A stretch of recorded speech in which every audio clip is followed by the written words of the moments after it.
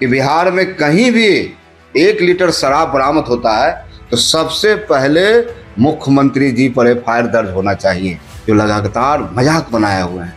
शराब जैसे कानून को बिहार के लिए मजाक बन गया, हिसाब बन गया है। बड़े नेता हो, छोटे नेता हो, अधिकारी हो, मंत्री हो, सबका संरक्षण से आज बिहार में इतना बड़ा नेटवर्क खड़ा हो चुका है। लेकिन जनता की अदालत में माननीय नीतीश कुमार जी बचने वाले नहीं है। भारतीय जनता पार्टी का सदस्य बनने के लिए 8800002024 पर मिस्ड कॉल करें। निवेदक भारतीय जनता पार्टी बिहार। नमस्कार, आप देख रहे हैं देशवा न्यूज, आपके साथ मैं हूं राजनंदिनी। शराबबंदी को लेकर एक बार फिर से बिहार की सियासत गर्मा गई है, क्योंकि पिछले 8 वर्षों से बिहार में पूर्ण तरीके से शराबबंदी है। इसको लेकर बिहार सरकार बयान भी देते हैं, लेकिन बीते कुछ दिनों से जो खबरें सामने आ रही है कि जहरीली शराब पीने से जो लोगों के मौत हो रहे हैं, आंकड़े बता रहे हैं, वो अब बिहार सरकार पर सवाल उठाने को मजबूर कर रहे हैं।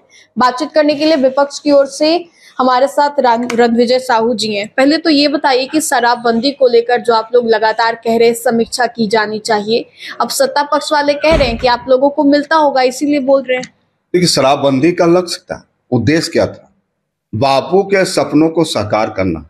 हम सहभागी थे, हम इससे इनकार नहीं कर सकते। हम 2016 में महागठबंधन की सरकार थी बिहार में, और सबसे ज्यादा सीट आने के बाद भी हम लोगों ने माननीय नीतीश कुमार जी को नेता माना था और बिहार की कुर्सी, बिहार को मुखिया बनाया था।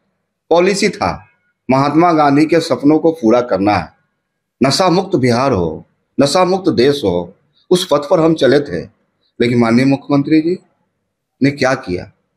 इस पॉलिसी को पूरी तरह से पैरेलल इकोनॉमिक ढांचा तैयार कर रखा, जिससे उनके पार्टी के कार्यकर्ता हो, नेता हो, बड़े नेता हो, छोटे नेता हो, अधिकारी हो, मंत्री हो, सबका संरक्षण से आज बिहार में इतना बड़ा नेटवर्क खड़ा हो चुका है। हम आपसे पूछना चाहते हैं कि बिहार के बॉर्डर से 1 लीटर भी शराब अंदर आता है, इसके लिए जवाबदेह कौन है?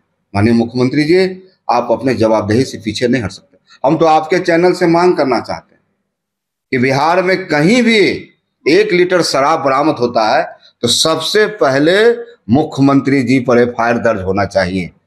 बिहार के कस्टोडियन हैं, बिहार के मुखिया हैं, 1 नंबर की कुर्सी पर आप हैं।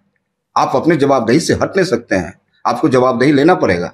आज गरीब, सैकड़ों की संख्या में गरीब मारे जा रहे हैं। कौन है? मजदूर हैं, पिछड़े हैं, अति पिछड़े हैं, दलित भाई हैं, और उनकी हत्या हो रही है।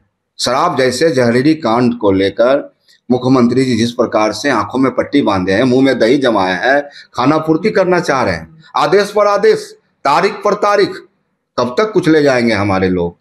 राष्ट्रीय जनता दल गरीबों की पार्टी है, कमजोरों की हिमायती है। यह पार्टी निश्चित रूप से आवाज उठाने का काम करती है।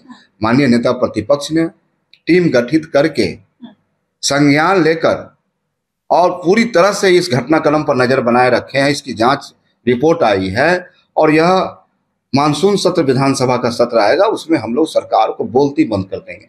नीतीश कुमार जी जो लगातार मजाक बनाए हुए हैं, शराब जैसे कानून को बिहार के लिए मजाक बन गया, हिसाब बन गया है, इनकी पोल हम लोग खोलेंगे और जनता की नजर से तो पोल खुल चुकी है। आप लोग विपक्ष में हैं, सत्ता पक्ष वाले तो बयान दे रहे हैं, उन लोगों का काम है काम करना, बयान देना। आप लोग विपक्ष में हैं, विपक्ष की इस बार क्या भूमिका होने वाली है शराबबंदी के मुद्दे पर? विपक्ष तो पूरी तरह से सजग है और संवेदनशील भी है।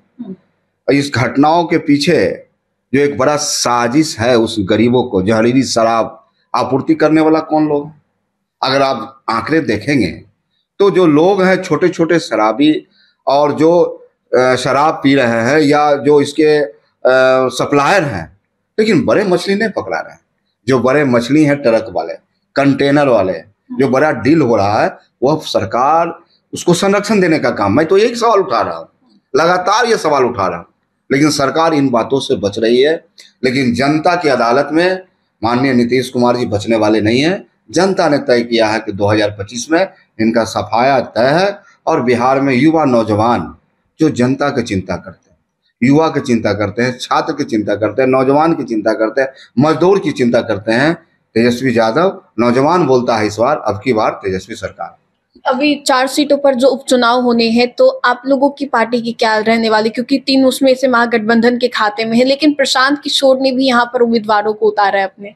देखिए, हमारा एक बड़ा परिवार है, महागठबंधन का स्वरूप है, तमाम पार्टी के सीनियर नेता हैं, काफ़ी चिंतन मनन करके, और निश्चित रूप से आज 2 बजे प्रेस कॉन्फ्रेंस भी है, पार्टी ने तय किया है उन नामों की जिनका समाज में फकर है और वाकई उस सीट को वो निकाल सकते हैं।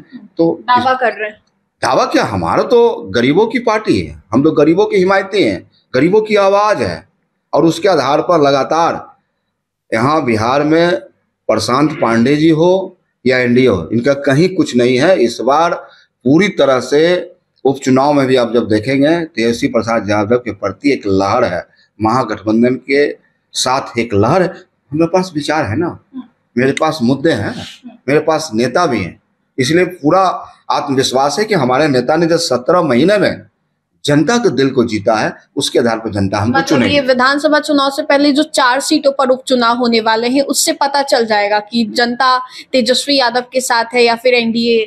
निश्चित तौर पे ट्रेलर है ये जनता तो सर्वोपरि है और जनता ही तय करती है सारा चीज। तो 4 सीटों पर उपचुनाव को जी लेकर सर। क्या कुछ बातें कही हमने सुनाया आपको। फिलहाल इस अपडेट्स में इतना ही, हम दोबारा जुड़ेंगे। अभी के लिए हमें दे इजाजत।